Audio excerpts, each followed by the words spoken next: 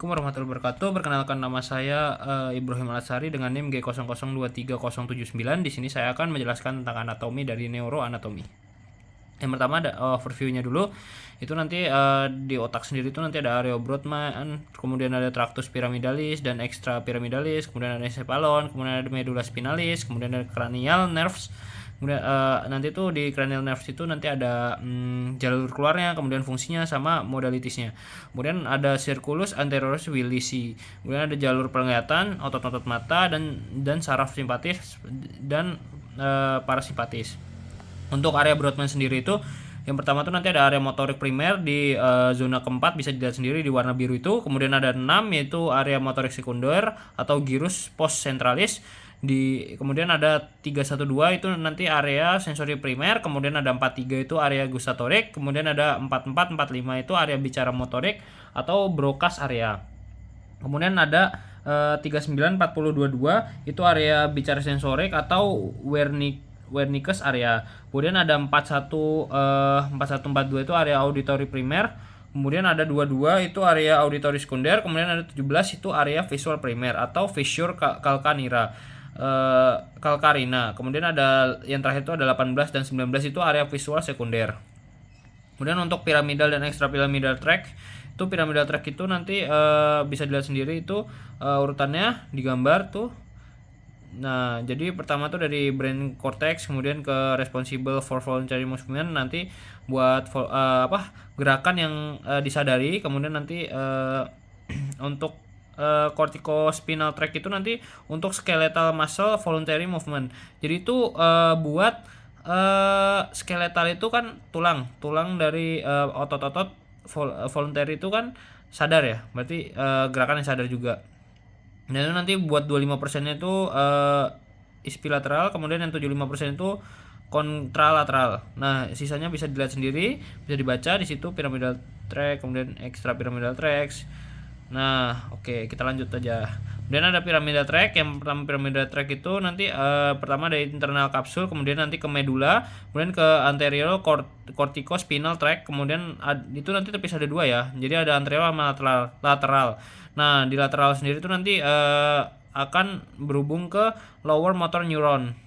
Nah, yang gambar satunya bisa dilihat sendiri secara overview. Ini di kirinya ini overview. Jadi di kanan ini lebih detail aja ya. Baik, untuk extra pyramidal tract ini, nah bisa dilihat juga itu yang pertama ada primary motor area of cerebral cortex. Nah, itu di cortex, kemudian ada internal kapsul, ini kan cerebrumnya, kemudian nanti ini midbrainnya.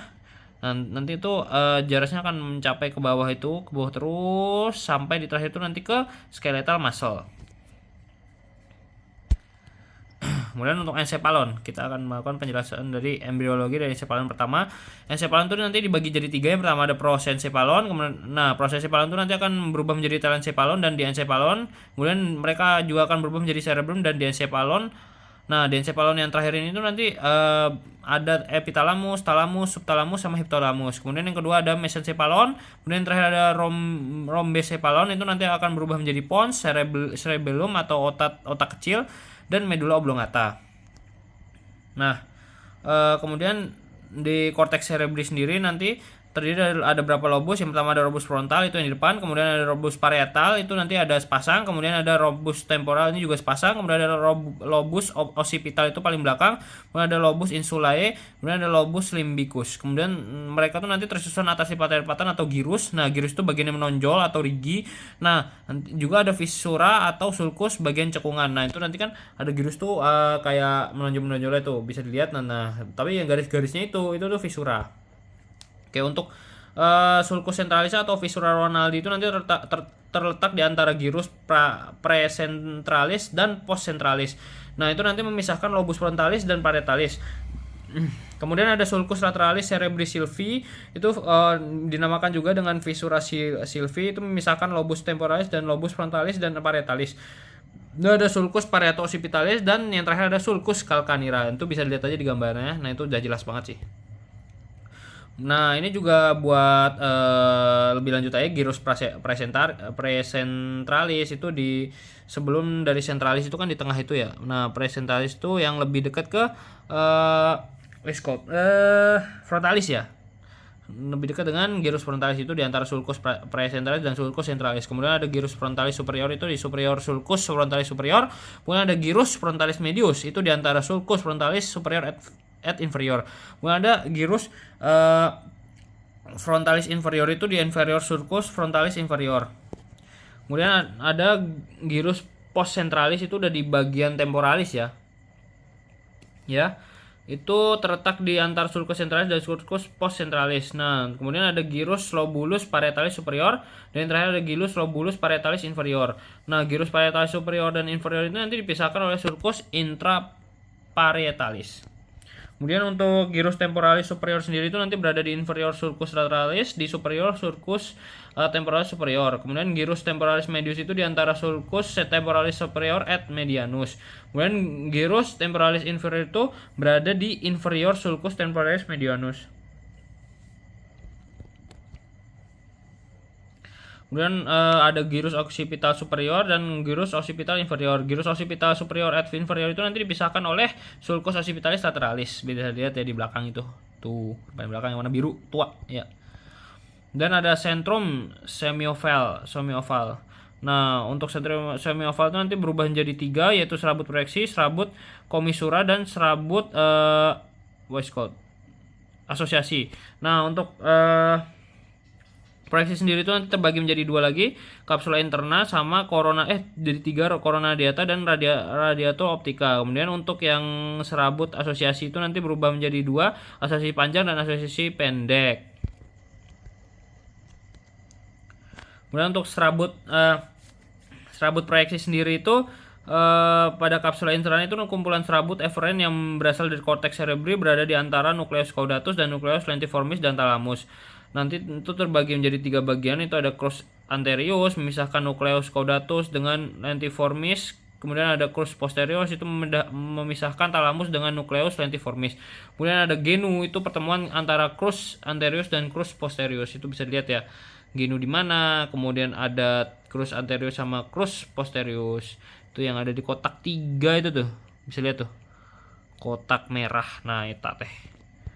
Oke, kemudian untuk serabut proyeksi sini itu nanti ada corona radiata, itu serabut proyeksi yang menyebar ke semua jurusan korteks cerebri atau aferen. Kemudian terletak di medial serabut asosiasi tetapi berpotongan dengan serabut komisura corpus callosum et komisura anterior. Kemudian untuk radiato optica itu penjalanan serabut saraf di crus posterior kapsula interna menuju visura calcarina. Kemudian untuk serabut komisura itu nanti ada corpus callosum itu yang nanti paling terbesar. Bisa dilihat tuh corpus callosum tuh yang warna pink gede sendiri. Nah, nanti tuh ada juga komisura anterior, komisura posterior, komisura hipokarpi, kemudian komisura fornicis, dan yang terakhir ada komisura habenularum. Habenular tuh yang tuh di bawah tuh. Kemudian itu bisa dilihat sendiri ya di gambarnya, itu udah jelas sih. Insyaallah. Kemudian ada serabut asosiasi itu nanti terbagi jadi 2 tadi kan ya, serabut asosiasi pendek dan serabut asosiasi panjang. Untuk serabut yang pendek sendiri itu nanti menghubungkan antar gyrus yang berdekatan. Kemudian untuk serabut asosiasi panjang sendiri itu nanti ada fasciculus oscinatus, cingulum, kemudian fasciculus longitudinalis superior dan longitudinalis inferior. Untuk yang fasciculus oscinatus itu nanti menghubungkan area Broca dengan inferior lobus frontal dan temporal. Kemudian untuk cingulum itu nanti menghubungkan lobus frontal dan parietal dengan hipokampus dan lobus temporal yang berdekatan.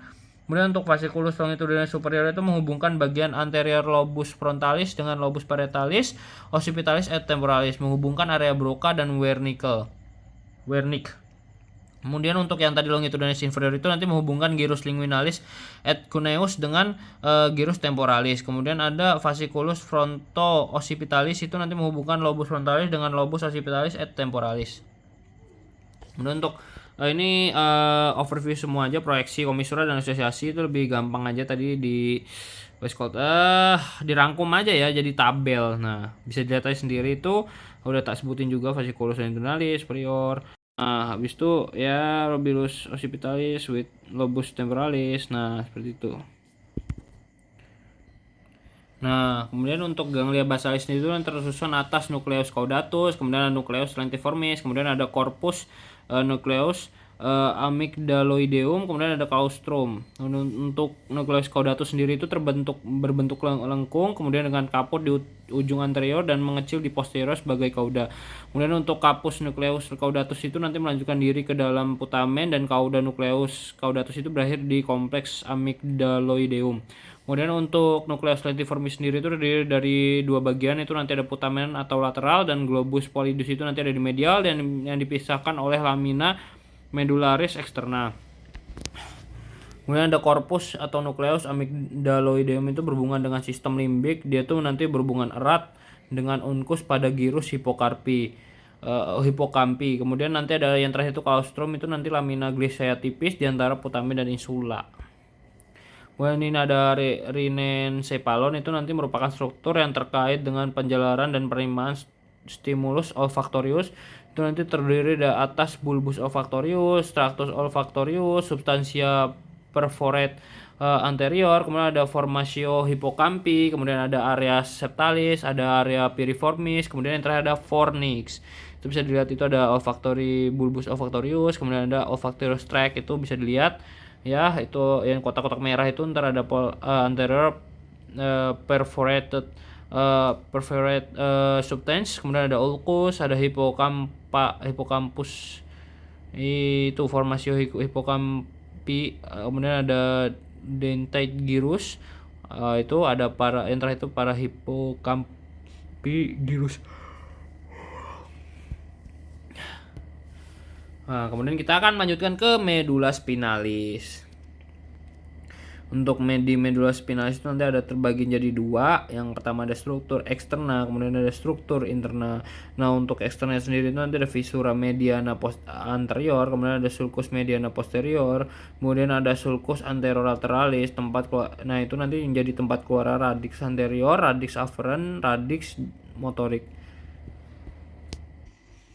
Nah, kemudian untuk struktur eksternanya itu nanti tadi udah saya jelaskan sedikit, kemudian lanjutkan. Kemudian untuk struktur interna itu nanti ada substansi albanya itu yang berwarna putih karena isinya itu ada serabut saraf yang terselubung atau mielin. Kemudian ada substansi alba itu nanti dibagi menjadi tiga bagian. Yang pertama ada funiculus anterior, kemudian ada funiculus lateral, kemudian terakhir ada funiculus posterior. Kemudian untuk substansia grisea itu nanti ada warnanya abu-abu karena didominasi oleh badan sel saraf. Di tengahnya itu nanti terdapat kanalis centralis yang nantinya akan terisi ACS hingga ke ventriculus terminal. Bisa lihat sini. Nah, itu ada yang pertama itu ada cervical nerves, itu nanti dikeluar di nanti kita lihat VC, kemudian VTH, kemudian VL. Nah, oke, kita lanjut. Ya Allah, kepencet. Oke, lanjut. Nah, nanti itu terdapat pembesaran pada medula spinalis. Dan itu nanti ada dua. Yang pertama ada intumescentia cervicalis, itu ada di VC3 sampai VT2. Itu perbesarannya itu klimaks di VC6. Jadi nanti paling gede itu di VC6. Atau vertebrae cervical ke-6 dan nanti itu ada intumenensia lumbalis, itu nanti ada dari VT10 sampai VL2, itu nanti perbesaran klimaksnya ada di VT12. Nah, kemudian ada conus medularis dan conus equina. Untuk conus medularis sendiri itu ada di ujung inferior dari medula spinalis bentuk kerucut, kemudian ada cauda equina itu nanti yang kayak apa ya? Jadi di bawahnya conus medularis itu kan udah pujung tuh. Jadi cauda equina itu udah kayak buntutnya gitulah, radiatus lumbalis et sacralis. Nah, bisa lihat di gambarnya. Nah, itu tuh kayak, yang pertama ada intumensia cervicalis, itu tadi ada di yang sudah saya sebutkan, itu VC3 sampai VT2, itu nanti klimaksnya di VC6, itu paling gede sendiri tuh yang dibuletin tuh. Kemudian nanti ada yang kedua itu ada intumensia lumbalis, itu di bawah tuh yang di VL. Dari VT10 sih, VT10 sampai VL2. Nah, nanti VT di paling gedenya di VT12, itu paling gede perbesarannya. Oke, kemudian nanti ini ada conus medularis tuh yang sebelum rumbai-rumbai itu. Kemudian untuk cauda equina itu kayak ini, ekor kuda lah ya. Kan cauda itu juga ekor ya. Oke. Kemudian nanti ada dibagi tuh nanti ada plexus cervicalis itu terbentuk oleh ramus primary ventralis, kemudian ada nervi cervicalis 1 sampai 5. Untuk nervi spinalis itu nanti berasal dari segmen cervicalis 1 sampai 4, kemudian plexus brachialis bentuk oleh nervi cervicalis 5, 6, 7, 8 dan juga nervus thoracical 1. Kemudian ada plexus lumbosacralis, itu nanti ada plexus lumbalis. Plexus lumbalis itu tadi udah saya sebutkan, nervi lumbalis 1 sampai 5. Kemudian ada plexus sacralis, itu nervinya itu nanti sacralis 1 sampai 4. Kemudian ada plexus coccygeus, itu nervi sacralis 4 sampai 5 dan juga nervi coccygeus ya itulah. Nah, ini tuh nanti bagian kanannya ascendannya yang ascendan itu ke atas kan ya.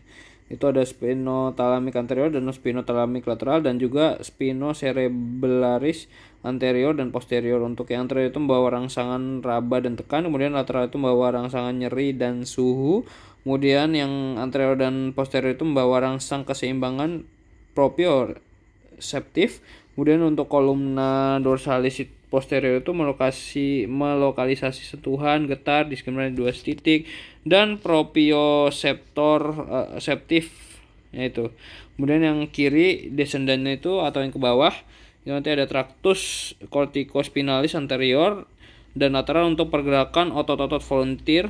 Kemudian ada tractus rubrospinalis itu untuk tractus extrapyramidalis yang fungsinya untuk koordinasi gerakan otot kontralateral. Kemudian ada tractus tectospinalis itu nanti tractus extrapyramidalis yang fungsinya untuk refleks pada lengan, untuk kemudian respon terhadap penglihatan, pendengaran atau kulit. Kemudian ada yang terakhir ada tractus extrapyramidalis yang fungsinya untuk mempertahankan keseimbangan dan koordinasi gerakan kepala dan mata.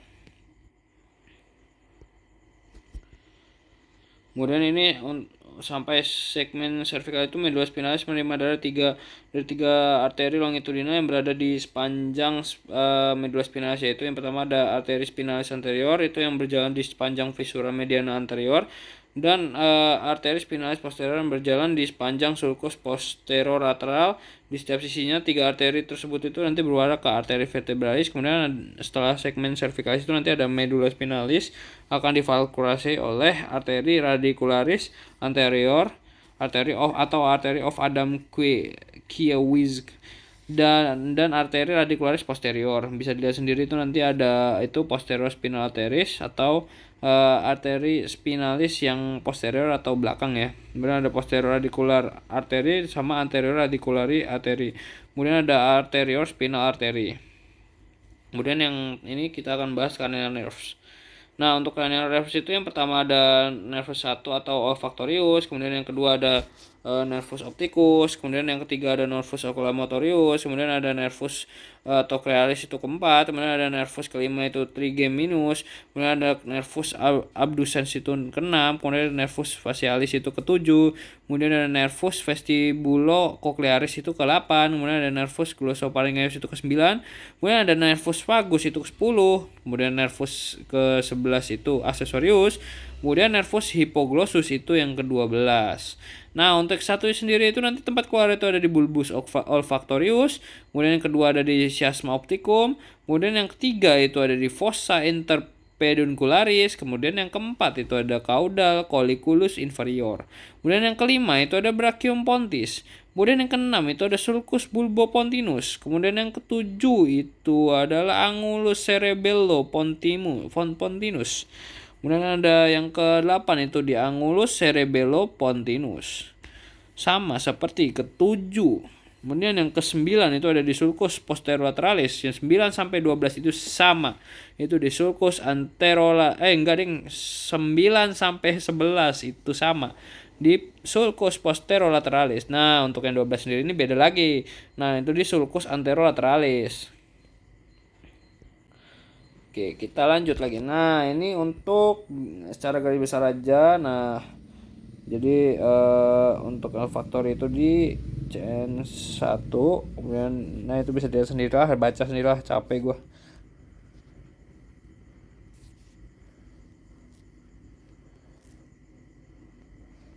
Nah, bisa dilihat ya. Oke, lanjut aja. Nah, ini kita bacain aja lah ya. Nah, itu nanti ada nervus 1 itu di cerebrum et truncus encephalinya itu di tempat keluar itu di mana?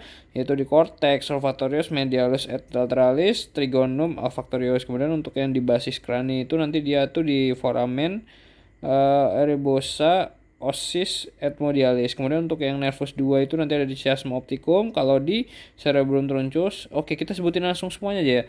Yang cerebrum truncus sendiri encephali itu kalau nervus 3 itu di sulcus oculomotorius pars medialis pedunculus cerebri. Kemudian yang untuk yang keempat atau trochialis itu di caudal colliculus inferior. Kemudian ada di kemudian kalau 5 itu di margo lateralis pons paroli. Kemudian untuk kalau yang abdusen atau keenam itu ada di sulcus bulbopontinus. Kemudian kalau yang ketujuh itu ada di angulus posterocerebralis. Kemudian kalau untuk 8 juga sama. Nah, kalau yang 9 sampai 11 itu tadi sama di sulcus posterolaterales, medulla oblongata, sulcus postolivarius. Kemudian kalau 12 itu di sulcus enterolaterales, medulla oblongata atau sulcus prolivarius. Oke. Sisanya kita baca sendiri aja ya. Oke. Nah, nanti ada 7 tipe modalitas atau komponen nuclei nervi cranialis. Nah, yang pertama ada GSE, GVE, SVE, GVA, SVA, GSA dan SSA. Untuk GSE itu general somatic afferentum atau motorik untuk otoskeleton umum. Kemudian ada GVE itu general visceral afferent atau autonom parasimpatis nanti kelenjar dan pupil. Untuk SPE itu special visceral afferent itu motorik untuk otot skelet yang berasal dari brachial arc yaitu otot pengunyah, mimic, musculus sternocleidomastoideus dan musculus trapezius. Kemudian ada otot laring dan paring. Kemudian GVA itu general visceral afferent itu sensorik umum pada organ visceral itu untuk nyeri, suhu, raba dan tekan-tekan. Kemudian ada SPA special visceral afferent itu nanti untuk sensorik untuk indera khusus derivat GIT untuk penciuman dan pengencap dan ada hubungannya untuk makan. Kemudian GSA itu general somatic afferent itu sensorik untuk tubuh, nyeri, suhu, raba dan tekan. Kemudian untuk SSA yang terakhir ini special somatic afferent itu untuk sensorik untuk indera khusus dari tubuh. Nah, itu nanti somatik ya. Untuk visual, keseimbangan pendengaran tidak ada hubungannya juga dengan makan. Nah, ini overview aja ya walaupun burem ya. Tadi udah jelasin sejarah garis besar aja sih sebenarnya. Nah, kita lanjut ke circulus arteriosus wilisi.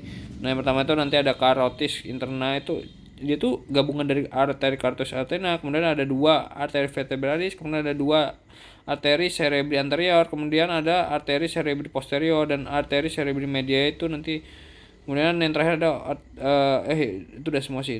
Yang pertama tadi carotis interna atau anterior itu bercabang menjadi arteri cerebri anterior dan cerebri media. Kemudian yang 2 itu ada arteri vertebralis posterior itu bersatu menjadi arteri basilaris memvalikulasi trunsus cerebri kemudian bercabang menjadi arteri cerebri posterior. Kemudian yang kedua itu nanti ada arteri cerebri anterior itu dihubungkan oleh arteri communicans anterior.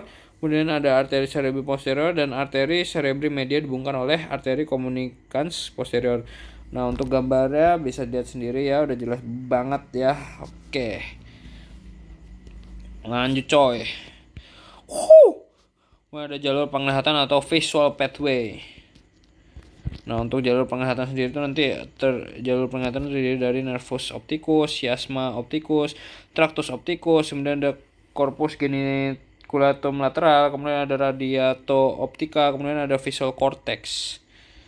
Nah, untuk sel batang dan struktur pada retina itu akan menerima cahaya dan menghasilkan potensial aksi ketika dirangsang. Nah, nanti rangsangnya itu akan dilanjutkan melalui sel bipolar, sel ganglion, lalu akan diteruskan ke nervus opticus. Nah, serabut saraf opticus itu akan menyilang di chiasma opticus sebelum diteruskan ke tractus opticus, kemudian corpus geniculatum lateral dan visual cortex di lobus occipital. Nah, untuk nervus opticus itu bagian nasal akan menyilang pada chiasma opticus, sedangkan nervus opticus bagian temporal tidak menyilang. Nah, pada chiasma opticus. Nah, ini untuk otot-otot mata sendiri. Bisa dilihat lah ya. Nanti tuh di bagian atas itu nanti ada elevator papribae itu paling atas. Kemudian bawahnya elevator papribae itu nanti ada sub obliquus yang superior. Kemudian bawahnya lagi nanti ada, sebenarnya bukan bawah sih, ada agak samping ini, ada supra rectus. Nah, rectus tuh yang kayak agak miring ya. Enggak ding. Rectus tuh yang langsung berhubungan dengan bola mata. Lebih ke lensa sih ya. Hubungan ke lensa. Nah, itu lateral. Nah, bisa dilihat sendiri ya trokea. Nah, itu. Nah, ini tuh nanti muskulusnya ada levator papribae, superioris, nanti ada obliquus superior, obliquus inferior, rectus inferior, rectus inferior, rectus medulla sama rectus lateralis. Nah, di sini yang perlu dilihat itu nanti ada di inervasinya. Untuk yang palpebrae superior itu nervus 3, kemudian nervus 4 itu ada di obliquus superior. Kemudian untuk inferior, obliquus inferior, rectus superior, rectus inferior dan rectus medialis itu nanti nervus 3 juga. Kemudian untuk rectus lateralis itu nervus 6. Nah, untuk fungsi gerakannya bisa dilihat sendiri ya. Sudah jelas banget, oke. Menurutku capek, coy. Nah, ini tuh untuk saraf simpatis sama parasimpatis. Nah, untuk simpatis sendiri itu nanti untuk efeknya itu nanti fight or flight. Kemudian distribusi itu di segmen thoracolumbar. Kemudian neurotransmitter itu preganglionik untuk menghasilkan ACH dan postganglionik itu untuk menghasilkan NE. Untuk akson preganglionik itu nanti lebih dikit dari akson postganglionik. Kemudian untuk parasimpatis itu efeknya itu rest dan digestivus. Kemudian distribusi itu di segmen craniosakralis. Kemudian untuk neurotransmitter itu preganglionnya itu menghasilkan dan postganglionik itu ACS ya. Kemudian untuk akson preganglionik itu lebih banyak dari aksonnya dari postganglionik. Jadi itu kebalikannya dari simpatis. Parasimpatis itu kebalikan dari simpatis. Nah, oke, seperti itulah ya. Nah, terima kasih anatomi untuk 1 tahunnya. Sebenarnya nggak 1 tahun sih, lebih ke berapa bulan ya, lebih ke 5 blok lah ya. Intinya udah gacor lah coy, gacor coy. Makasih banget anatomi, karena anatomi ilmu kedokterannya saya dapatkan tuh lumayan sangat masuk. Jadi wow. Terima kasih anatomi dari SGD Ilmu Padi. No, bisa dilihat ya, anggota kita ada dengan Mas Awalil, kemudian dengan hadiahnya dari Mas Fatan. Makasih banget Mas Fatan ya, ada Mas Awalil lagi. Kemudian Mas Awalil, yes, Mas Awalil. Oh, anywhere. Nah, ini dia Mbak, salah satu anggota kita, Mbak Indira yang sangat mungil ini. Oke, terima kasih anatomi. Assalamualaikum warahmatullahi wabarakatuh.